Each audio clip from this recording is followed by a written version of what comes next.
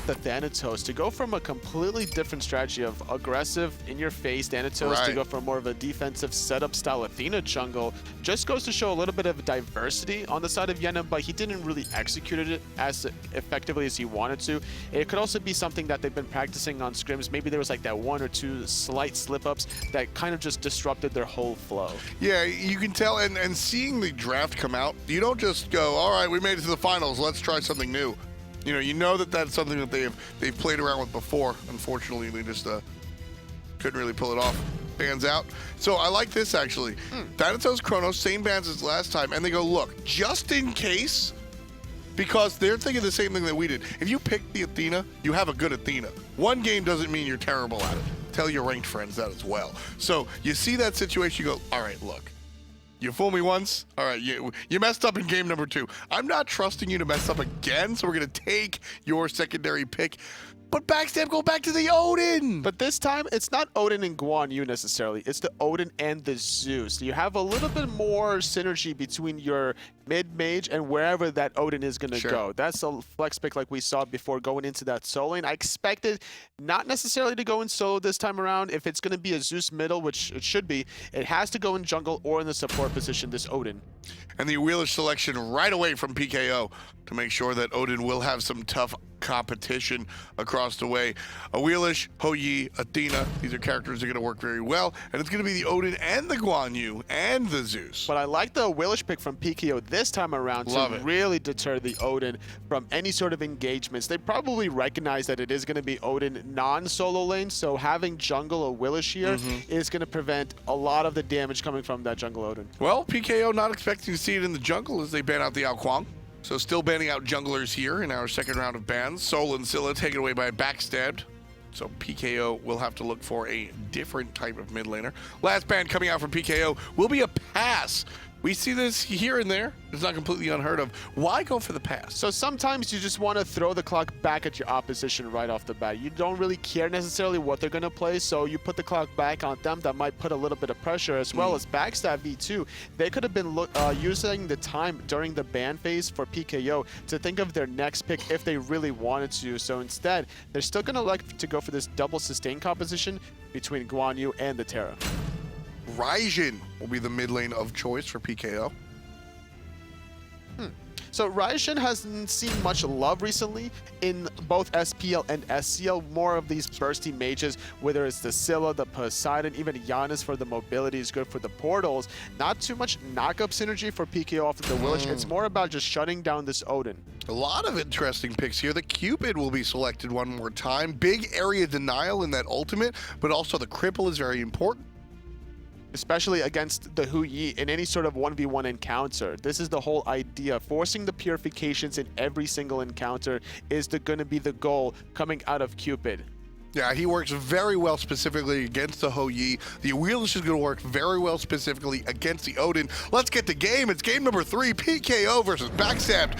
Winner takes all. Winner is going to go home with 100 points in week number 1. Loser is still going to come out very comfortably with that 60 points. They're going to be able to go back to the drawing board and see what they did right, see what they did wrong, because both of these teams, they were able to 2-0 their oppositions in the semifinals, and they at least get one win. So whoever loses this has still done a good job overall in week number 1. So you mentioned the fact that we haven't seen Raijin. Great. Step 2, why haven't we seen Raijin? Well, like I mentioned before, it's more about the burst compositions for, let's say, the Raw, the Scylla, the Poseidon even every now and then, or you can go for more like the Zeus as well, and then you can go for like a mobile composition where you have the Giannis, which is just so powerful, let alone obviously through space and time, an unexpected one to just clip you in the late game, but you're also providing your team that mobility, whereas Raijin, he has a lot of all-in potential. He wants to be able to dash into a little area, so if anyone is grouped up on the side of Backstab V2, the Raijin is going to heavily capitalize off of it. So very early in this game, no real threats for crazy invades or nothing. I think Kabi might have stolen one of those with his passive. With the reach? I think that might have been stolen away.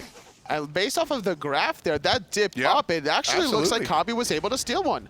So for those, you know, that he drops the shield wall, not just in case, but to activate that reach passive, and that's why we're able to see that steal. Kabi with a very intricate small play right there. Love to see that sort of thing. Grouping up as 3 already before the minute mark. Very early on to see this grouping. Normally, a lot of these supports will neglect the 1v1s in the Hunter positions, let them do their own thing, and just making sure that the jungler and middle will be able to control both mid Harpies. The Fire Giant Elemental still not taken, surprisingly enough, though, by either side. Finally, though, making the rotation is going to be good old Pab, though, has substituted for PKO now instead of Malloy's. Yeah, look at that. We have a new jungler here, so definitely going to keep an eye on how Pab works out and see how that'll impact it. Lizer versus Mango Man on this Cupid Hou-Yi matchup. Very different matchup. We don't usually see this come back together. I think the long and short of it is that Hou-Yi will win the lane clear fight, but if there is a one-on-one Hunter fight, I actually think I give it to Cupid. It depends on if Mango Man is able to really find the ricochet off the wall to hit the melee minions and the archers at the same time, and that's going to allow him to out-clear the Cupid. But otherwise, the Cupid is more about straightforward clear. He's going to be able to sit a little bit further aggressively, knock back the melee minions, and get the heart bomb off the whole wave. And a lot of times you'll actually see Cupid opt to go for the poke instead of the wave clear specifically, because if you hit the opponent with the heart bomb, the opponent can't come closer to the wave to actually do any wave clear of his own, because then the heart bomb becomes a wave clear. So Mango Man's going to be attacked by 3 different players. Mango Man, that is toasted already with the heart bomb. First blood goes to the Cupid.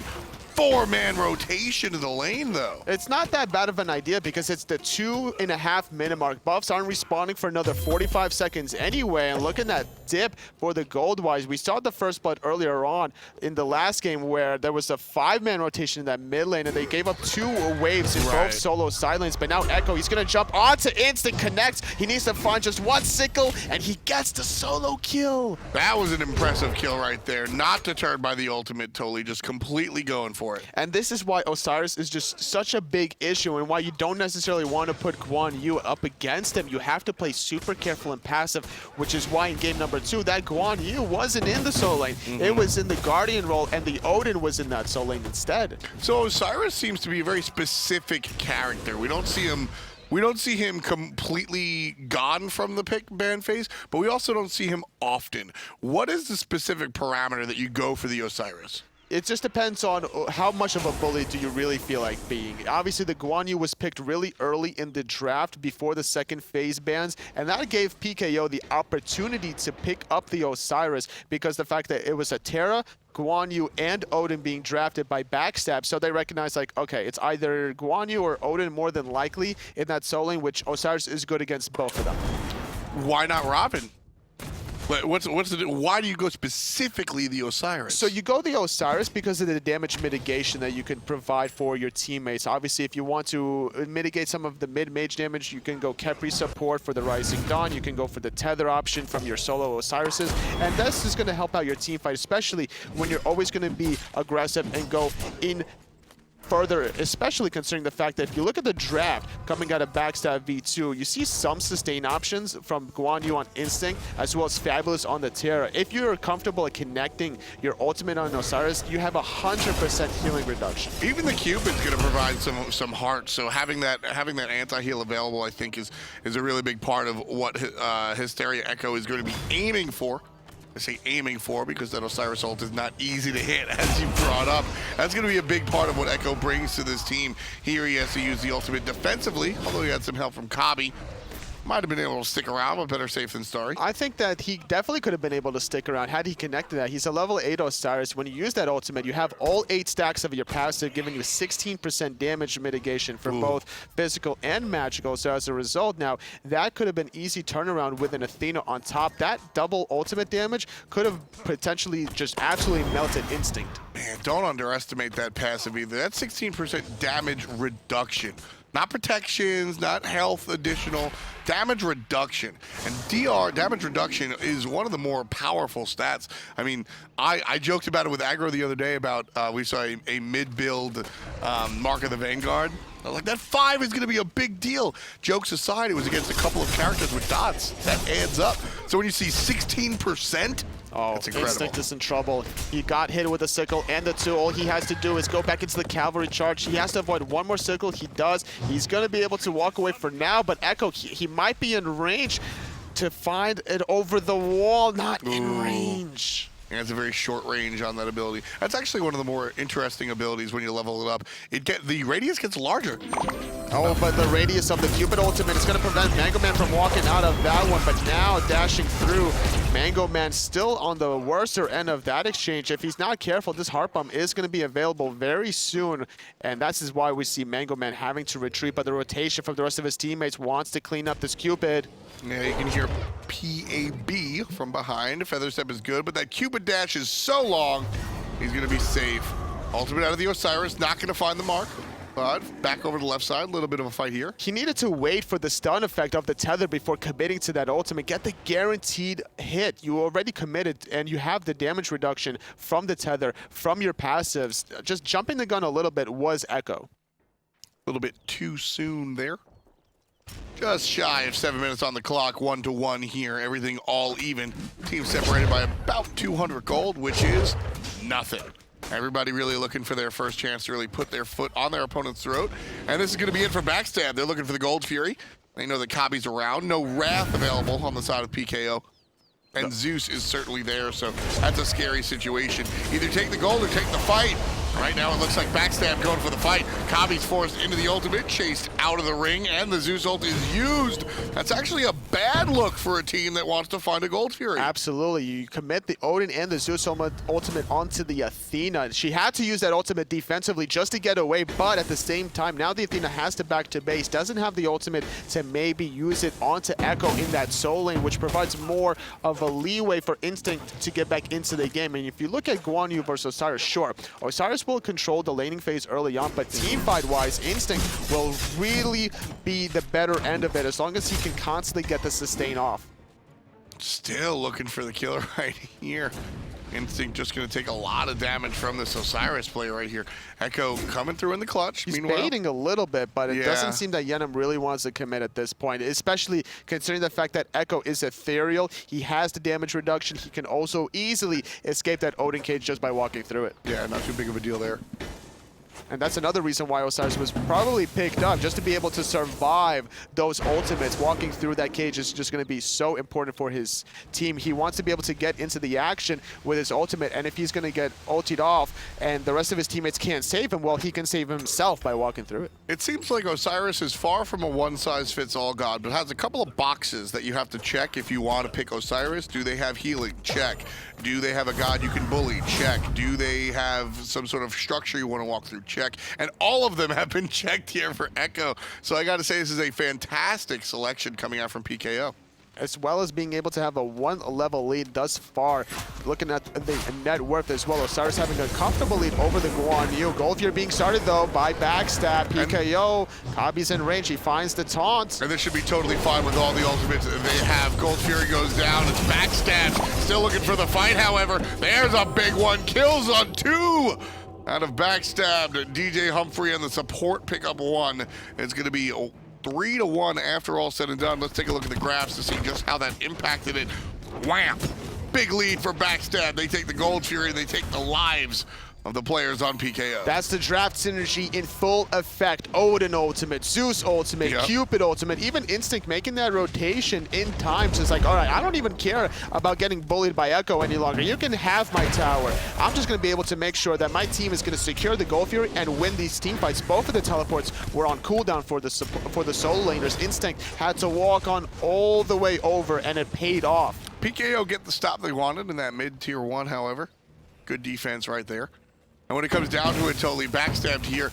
They're off to a good little start, about 2,000, just shy of it at least. And it's very interesting to see how they've drafted, as you said, that you brought it up. One of the oldest strategies in SMITE. And we see Raijin bring out the big guns. Not enough to kill Humphrey, but here comes the Awelish. Feather Step is good, and the dash forward will secure the kill. That's going to be good for Arabiax. Fabulous drops his little help with the stun. Kabi's in trouble, can't find a way out. Does right side. Can't say the same for the jungler as Liza cleans up 2 TAB. for 1, 3 for 1 now as Eerie BX finds one. He wants to find the Cupid as well. The Heart Bomb connects, so it's going to be a 4-on-2 as Echo cleans up Liza. Instinct now making the rotation. He's not going to be able to stop Echo in time, and he doesn't really have the mobility to really want to chase down Mango Man, so the rotations has been able to really punish. Now we see the respawn timers from Yenem and Humphrey. They died before their ultimates came back, and this is why PKO grouped up in the mid lane and forced the team fight. You see that time and time again. That's textbook Smite right there. When an opponent goes for the objective, they use a lot of their resource to go for it, especially early on, like we saw this Gold Fury being taken on a couple of minutes ago. So with that in mind, definitely hit them while they're down. One of the oldest strategies is put a circle in a circle. You get the Odin ring, you put the Zeus ult in. Sometimes you just got to put a ring on it. Yeah, I mean, that's going back to the, ye old Dignitas days. You guys put best on Zeus and just put the ring on it. But now, looking forward here, as more gods come out, more circle ults come out. And Backstab just drafted all of them. Especially, like, you think about the ultimates that they have. It's between the Cupid and the Zeus. There's damage with a cripple, so you can't even get out of the damage even if you wanted to. You're just stuck in the rainstorm. Right here, 2 players stuck in the cage, but really, no big deal either way. Kabi's just going to watch. Heading into now the grouping here, 4 players on the right side. Heading into the 12-minute mark, currently PKO just wanting to feeling very confident right now that this Osiris is going to be able to outweigh Instinct, going for the Height of Nemean line instead of the Breastplate of Valor, making sure that if he's ever going to get focused down by this Cupid, that Cupid is going to take a lot of damage in return. 3 very different builds here for Backstab's mid laner. Originally, we saw him go just boots into some power. Then we saw the Doom Orb in game number 2. And then here, we're seeing a thought of looks like a Warlock Sash. It looks like it very well might be. Could also be Gem of Isolation, potentially, if that's the utility style that he wants to go. But now Echo, he could be in a little bit of an awkward position. 4-on-2 in that solo lane. Yenem not going to use that ultimate anytime soon, especially against the Osiris. And more members from PKO now equalizing the battleground. So right now, 5-on-5. As we approach Bad Luck 13 on the clock. PKO trailing by about 1,000 gold. Nothing really too crazy, as it's even beneath that, only about 800. Nothing too crazy to get upset about if you're a PKO fan, or I guess on the team itself, listening back. But Backstabbed certainly are in a good spot to have a strong lead, and I think a lot of the focus is here in this solo lane. And that's what you have to do when Gold Fury is still down. It's a very easy idea, especially considering how ahead Echo really is on this Osiris. They can't really stop him, even with these 2 members. You can stun him, you can root him, but he's just like Jason. He's just gonna keep coming back for more. just always walking towards you. Yeah, Backstab version 2. Like I said, I think a lot of the focus is in the solo lane. Hysteria Echo versus Sting Instinct over here. These 2 players are going to be a big impact in the team fights. If Hysteria can continue the dominance that he's had in lane, I think PKO won't have to worry about a thing. But if Sting Instinct, however, gets the lead when it comes to these team fights, that's going to be an issue. And that's why we see Instinct starting to build into that Winged Blade. He wants to be sure that anytime he's going to get slowed, whether it's going to be the Sickle, the second ability from Echo, or the Curse as well from him now, trying to mitigate even more of that anti-healing, he's going to be able to walk away faster, especially during the cavalry charge, and maybe catch up to somebody even closer. On the flip side, that's why we see the Divine Ruin second item come out from the mid lane Ryzen. With that thought, first and foremost, as soon as we start team fighting, Guan Yu will be an issue. So he wants to make sure he takes care of that sooner rather than later. Oh, there's a couple of ultimates going to trap players into the rainstorm. Backstabbed off to a great start, but the HP isn't as low as they might have anticipated. Yenem gets 1, Liza gets 2. That's where Backstab wants to be. There's going to be the jump away from Echo, and right away, that's the tail of the tape. Sting Instinct. Bigger impact in the team fight than Hysteria Echo. You can have all the anti-healing in the world that you want, but if you're not going to get off the right timing, then that's going to be easy, and the healing out of combat for Backstab V2, utilizing that Tear ultimate in the monolith out of combat. Guan Yu constantly getting the meditations that he really wants to, and that Cupid ultimate was doing a good job because it also crippled good old Pab before the Feather Step. Didn't even have time to utilize that purification just to be able to confirm the kill onto Lyzer. The heart was good, the conviction was good, the meditate, everything was just perfect healing by Backstab. Yeah, the Cupid played really, really well, and Cupid is a selection that I still maintain. I come out here every time Cupid is selected, and I say, look, even in the mid lane, as we saw him selected the other day, Cupid is definitely a viable pick. He doesn't have wave clear, so you have to pick him into the right situation, but he's a viable pick, and when he's viable, he's not just viable, he's very strong. He could definitely snowball, absolutely. He's very strong It's with very that ult. misleading, his heart bomb, because it's a 10-second cooldown. The duration of the explosion lasts about 2 or 3 seconds, so by the time that's done exploding, it's about a 7 or 8 second cooldown remaining once that next heart bomb is going to come online.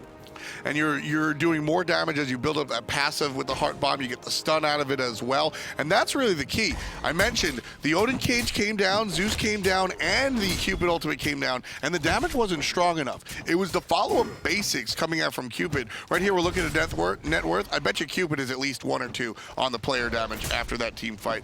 And there he is. It's the basics and the heart bomb that are doing the damage, even when the damage is mitigated by shell and other options that PKO has to their availability. But it's no surprise, though, that Echo is leading that player damage to our left-hand side, though, taking a lot of damages. Mango Man committing to the chase, though, is Lyzer, the great Sanctuary, keeping Mango Man alive for the moment, though.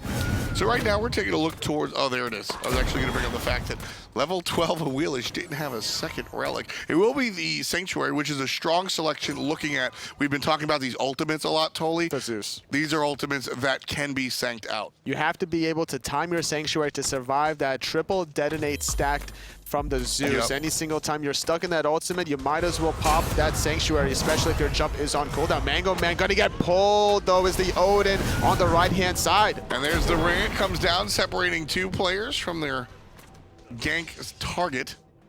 The Hunter's going to be totally fine, no big deal. Terry here as well in case PKO gets aggressive and wants to fight, but doesn't look like it. In fact, they're going to leave Hou-Yi alone again. Echo padding the damage, and here comes Hou-Yi. He's stuck. There's Beads, and there's Athena ult.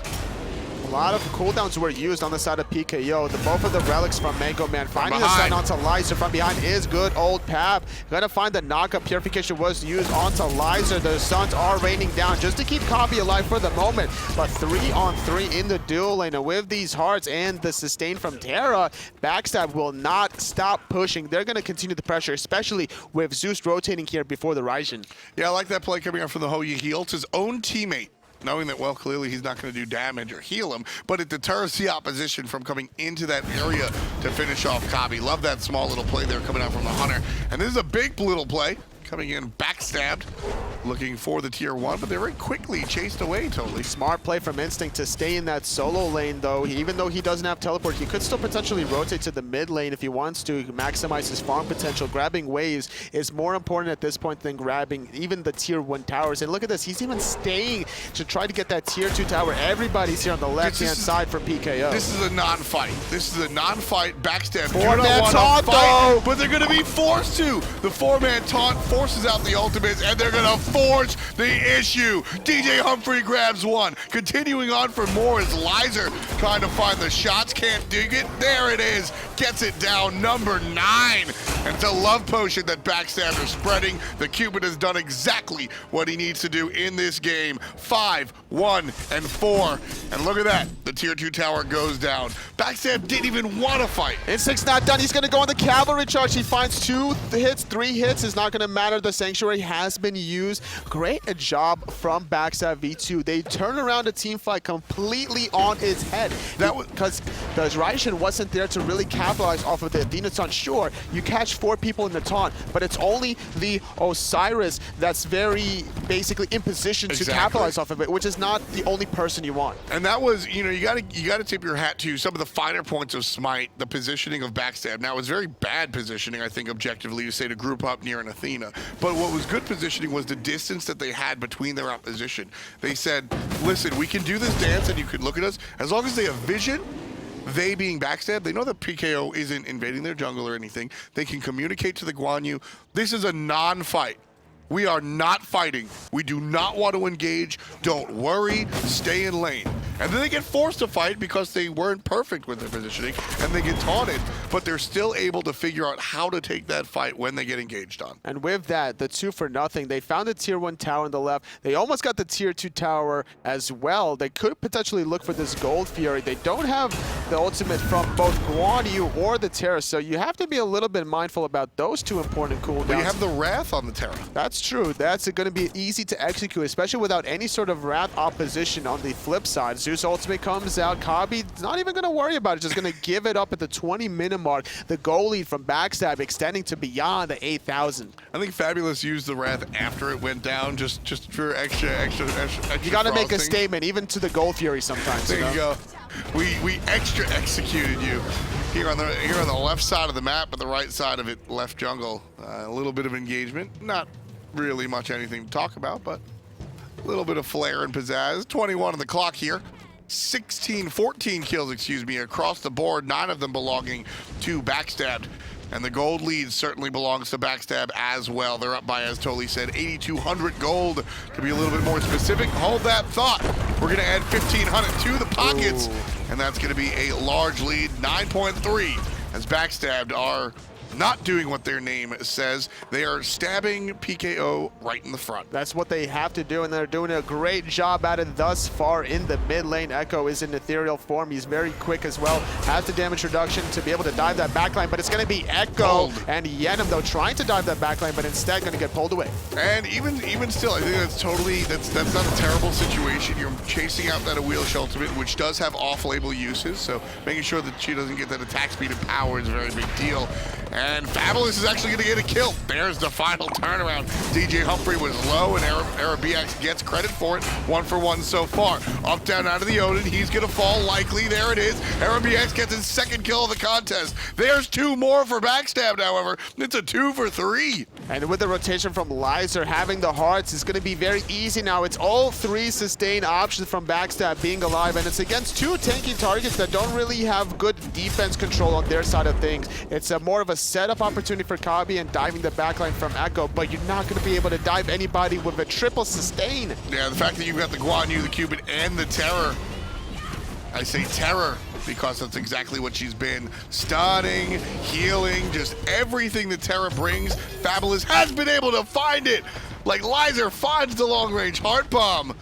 8-1 and 6 for your top player damage, Cupid. 22 minutes on the clock and 20k damage on the young gun right there. Love to see it. And this Cupid was last picked from Backstab V2. They're doing a great job, and I like the mindset because there's so many ways it synergizes with the team composition. Obviously, you have the heart, so it adds on top of what Instinct and Fabulous already provides to the table. It has the cripple, which not only deters the Huyi in the 1v1, but hold that thought, good old Pap, not there in time. The Wrath is going to confirm it, and Backstab finds the Fire Giant. And like I was going back to the Cupid discussion, you find the cripple on the Huyi, but more importantly, the Cupid ultimate also peels away the Awilish. If good old Pab is in range of that, you can't feather step. Yeah, and Awilish has had a lot of issues. 0, 4, and 2 here for the jungle Awilish on PKO. Good old Pab. 2 things. 1, might be a little cold as he came in here for game number 3.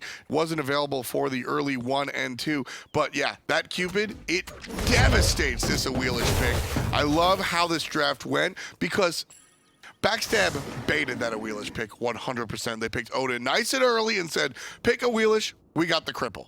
They are using the cripple very effectively. Yeah. That team fight behind the Gold Fury where we saw good old Pap trying to dive, Lizer was definitely not in his favor. Couldn't get off the feather step in time, and he paid with his life. And now we see Backstab V2. They won the first game. They lost the second game pretty convincingly. And now, despite having Thanatos and Kronos taken away for them again 2 games in a row, they're making the necessary adjustments. They've been able to really capitalize with their last pick, Cupid. Yeah, the Cupid has been a great pick. Lizer seems to be the standout player here for me at the very least. You knew he had a great game on the Thanatos, and not so much on the Athena, but able to bounce back. Lizer certainly being a big part of what makes his team a big threat. Backstab 2 is what we're looking at here. This is game number 3, so winner walks away with 100 points. And again, just to reiterate, this is 5 weeks of open bracket competition. Number 1 gets 100 points. Number 2 gets 60. And that's what we're looking at. Who winds up with which number for week 1? Well, it looks like Backstab are in a good position to at least get the 100 points, as they have a 12,000 goal lead currently before any Phoenixes are off the board. And they have the Fire Giant with a lot of sustain on top of it. You think they can win this game in 1 push, or is it going to take 2 or 3? I think they can win it easily in 1 push here. They have too much sustain between those 3 guys, between Terra, Cupid, Guan Yu, as well as the Fire Giant that's going to top them off. As long as they don't go past the Phoenix, they shouldn't really die. See, I'm looking at the other side. You mentioned the sustain, almost the defensive aspect of this team composition. I'm looking at the fact that you get into 1 tussle with this team, they're going to drop every ultimate on 3 of your guys, and 3 of you die, and that's a game win. So for me, it's all about how front-loaded this team Backstabbed is, and that's actually worth noting, giving credit to the team where it's due. When you have this type of composition where you drop your ult, either you win or you lose based on the ult, it can be very nerve-wracking. You'll see Zeus ults just in the wrong spot. Odin Cage is easy to do that. But that Chain Lightning, though, gonna shred Pab. Already have health. He has to retreat under his own fountain. The shell comes out. Cavalry charge as well. They want this left side Phoenix. Absolutely, and here it is. The Suns come down defensively, but it's just not enough. There's the sustain you were talking about, and there's the rain I was talking about. Offensive, defensive combination. Backstab, putting the knife right in the front of PKO. Left Phoenix goes down alongside 2-3 players as Lizer gets his 9th kill. 9-1-8 for the young gun right there. Titan is the target. And ladies and gentlemen, your winners of week number 1 of your European Open Bracket Relegation Tournament is going to be Backstabbed version 2.0. Great play from Lizer, finishing 10-1-8 on this Cupid. We